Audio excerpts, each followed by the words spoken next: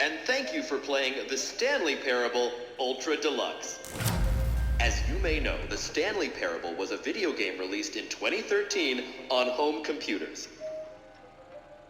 After receiving critical and commercial success, it was expanded upon in 2022 with the Stanley Parable Ultra Deluxe, a reimagining of the game for consoles and home computers. The Stanley Parable Ultra Deluxe features exciting new content that broadens and expands the world of the Stanley Parable, delighting audiences the world over. Please, step inside and see what thrilling new adventures await in the Stanley Parable Ultra Deluxe. Oh, well, this sounds delightful. I'm very excited to see the thrilling new Ultra Deluxe content. Okay, so far it's an elevator. Nothing special yet, but I'm sure it's just the beginning of a mesmerizing adventure.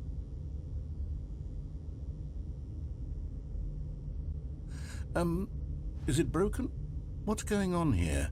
Should we be moving somewhere or... Oh, there we go. All right, finally, at long last, it's on to the new content. I've never been more ready. Let's do it.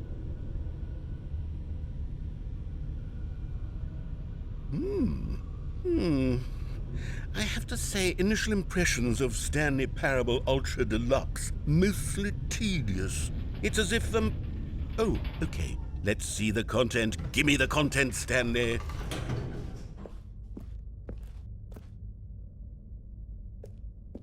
All right, let's see. It's the jump circle.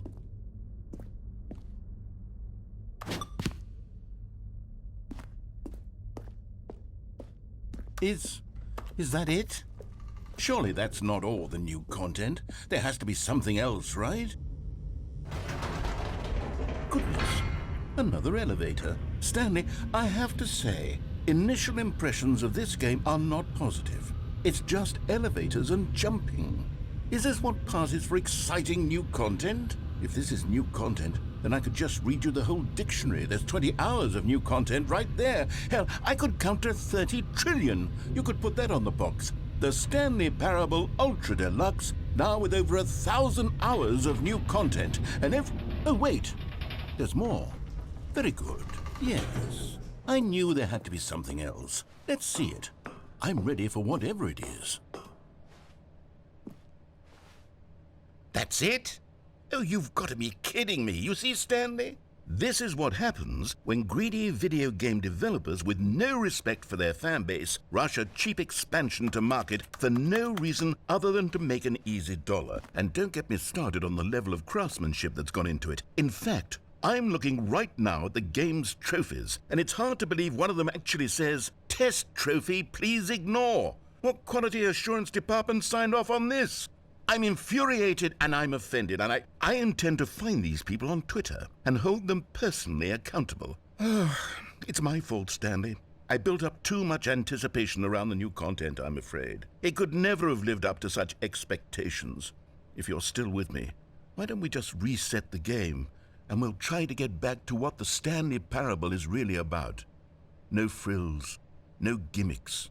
Just you and me having a great time together like always.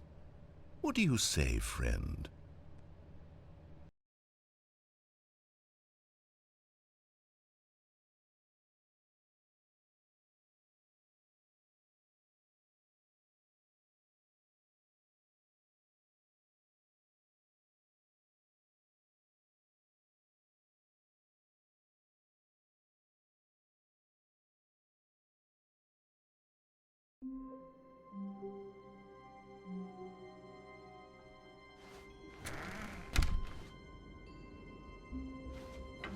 Psst!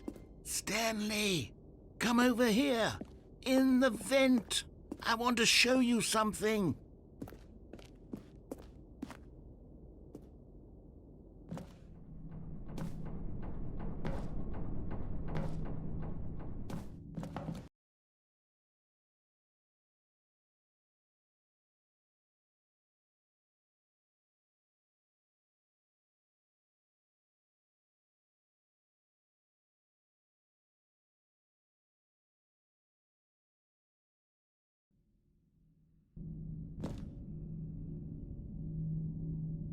Okay, you remember how cheap and unsatisfying the new Ultra Deluxe content turned out to be? Well, it got me thinking about the past and how much better the Stanley Parable used to be. So I made something special and tucked it away here where the game's developers won't find it. Just our little secret. Take a look. I call it the Memory Zone. It's where I've been storing all my favorite memories so I can relive the peak experiences of my life whenever I want. Experiences like the launch of the Stanley Parable on PC. You see, Stanley, doesn't the Memory Zone remind you of how wonderful Stanley Parable was before it was sullied with a cheap PlayStation port? Remember back in October of 2013 when the game originally launched? Back then, video games had integrity. Back then, it all meant something. Oh, the waste.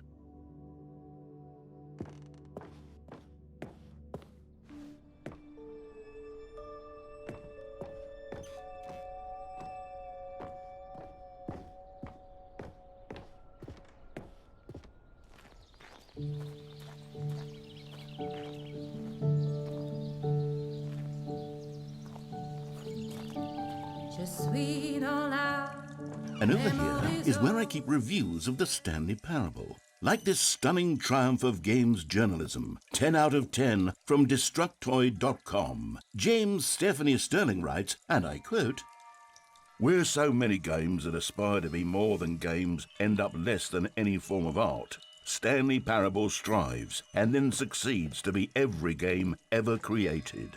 Did you hear that, Stanley? Every game ever created. That's how grand and all-encompassing the original Stanley Parable was. It was literally every game ever created. It was Skyrim, it was Persona 3, it was all of them, and now it's nothing. It's no games at all. It isn't even the Stanley Parable anymore. It's just a husk now. A lifeless husk with an hour of new elevator content.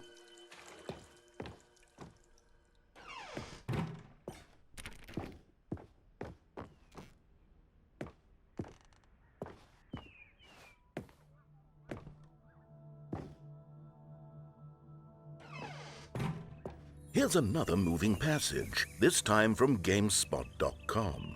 The Stanley Parable is both a richly stimulating commentary on the nature of choice in games and one that offers some of the most enjoyable, surprising, and rewarding choices I've ever been confronted with in a game. 9 out of 10. Don't you get it, Stanley? The game was perfect. It didn't need anything else. It didn't need new content. All they had to do was transport it in pristine condition along to the PlayStation, boom, done. And they couldn't even do that. Couldn't resist the urge to go meddling with a beloved franchise. These were simpler times, Stanley. But I wouldn't give to go back to have it all over again. Wait, hang on. I don't recall this part of the Memory Zone before. What's this? What's down here? Oh no, oh God, no, Stanley. It's a collection of reviews from Pressurized Gas, the extremely popular online storefront for computer games. I haven't looked at these in years. I can't even imagine what's been collecting down here. Surely these reviews were glowing as well, weren't they? Honestly, I could not be bothered to play this game to full completion. The narrator is obnoxious and unfunny, with his humor and dialogue proving to be more irritating than entertaining. Unfunny! I'm not trying to be funny. I'm trying to make a serious work of art. I suppose I could write up a handful of gags to insert into the Stanley Parable, but the game is already such a densely layered web of profound philosophical insights that I can't even imagine where I'd have the room to stick them.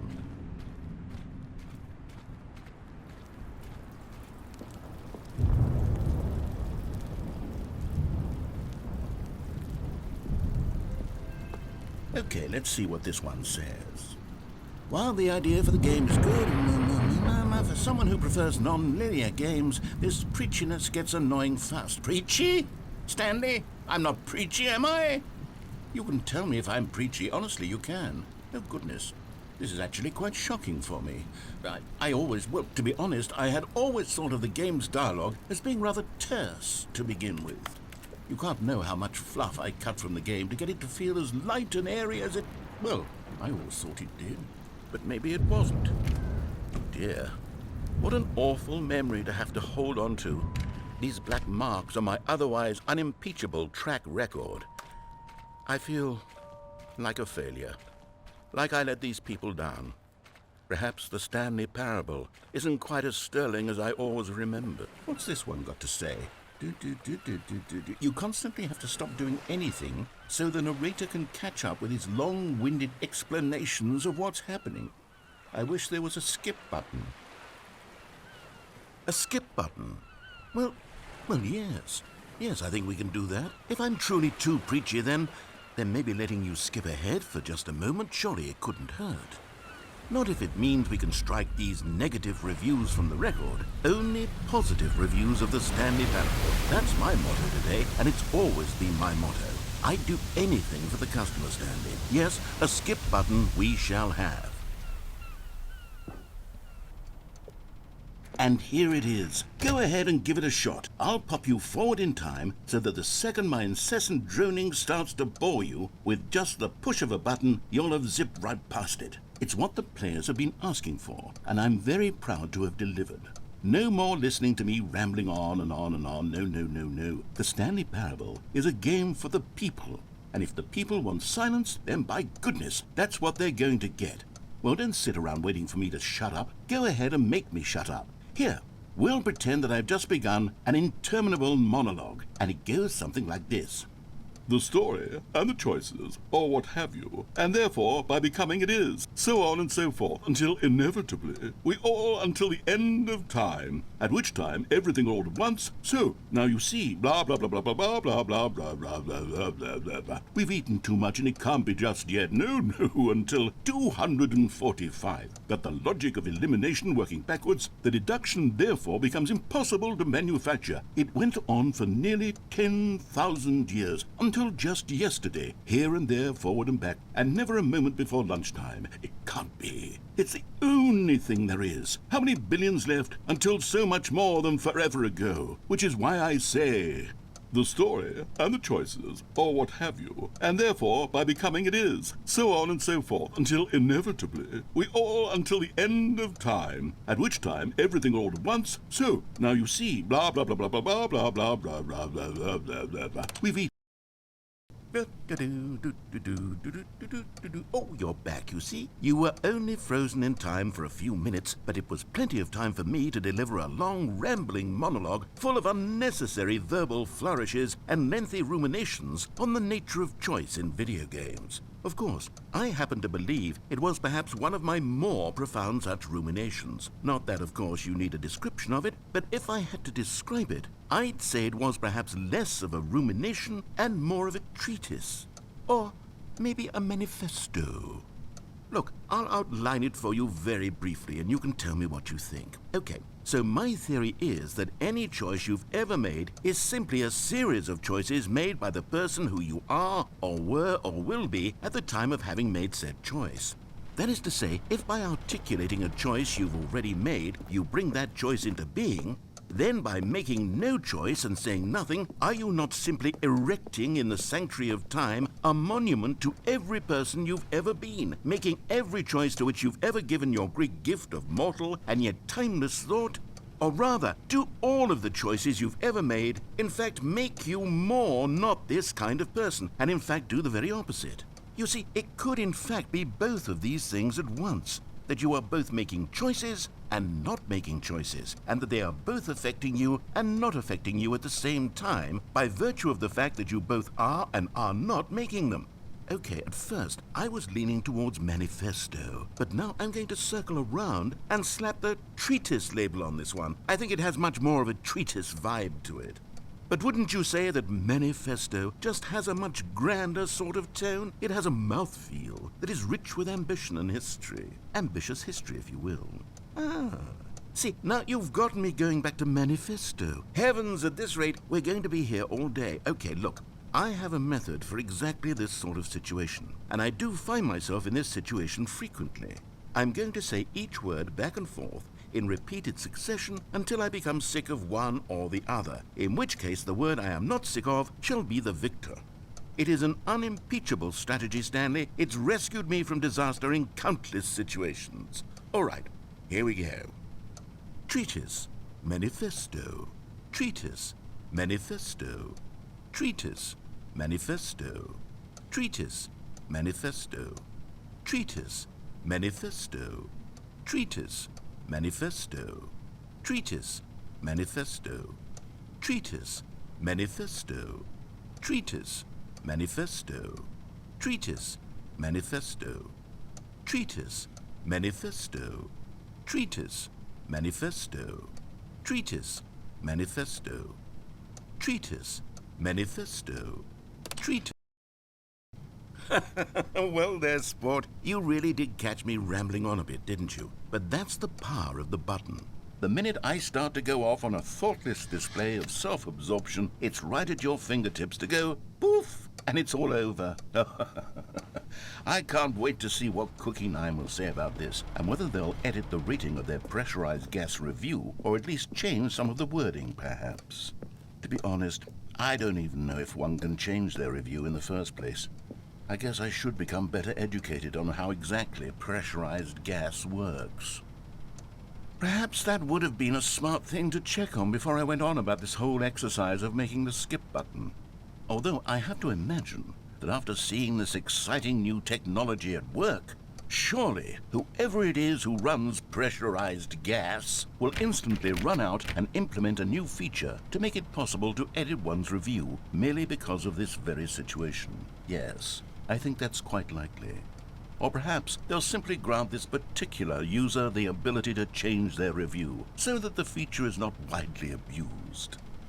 Look, I would even be okay with pressurized gas altering this particular review so that it reads as something